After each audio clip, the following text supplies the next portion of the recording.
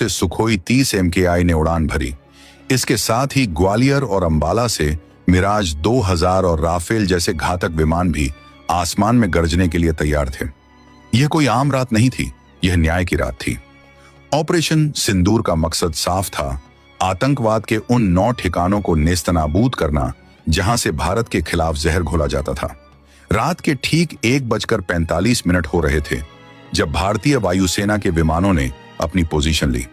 इस बार हमने line of control ही नहीं बल्कि इंटरनेशनल बॉर्डर को भी पार करने की रणनीति बनाई थी।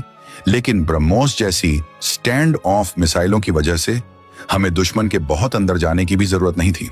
हम अपनी सीमा के करीब रहकर भी उनके दिल में खंजर उतार सकते थे। जैसे ही भारतीय विमान रडार पर आए, पाकिस्तान के एयर डिफेंस सिस्टम के सायरन बजने लगे, लेकिन जब तक वो कुछ समझ पाते तब तक बहुत देर हो चुकी थी।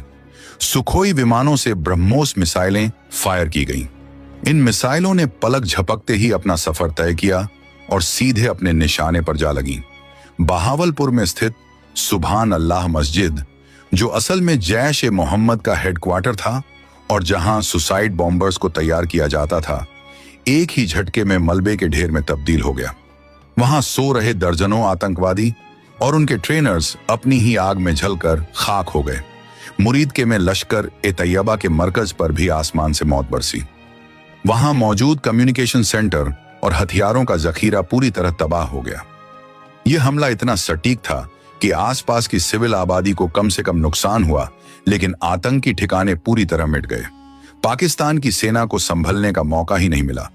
वो समझ ही नहीं पाए कि हमला कहां से हुआ और कैसे हुआ। भारत ने इलेक्ट्रॉनिक वॉरफेयर का भी बेहतरीन इस्तेमाल किया था, जिससे पाकिस्तान के रडार कुछ समय के लिए अंधे हो गए थे।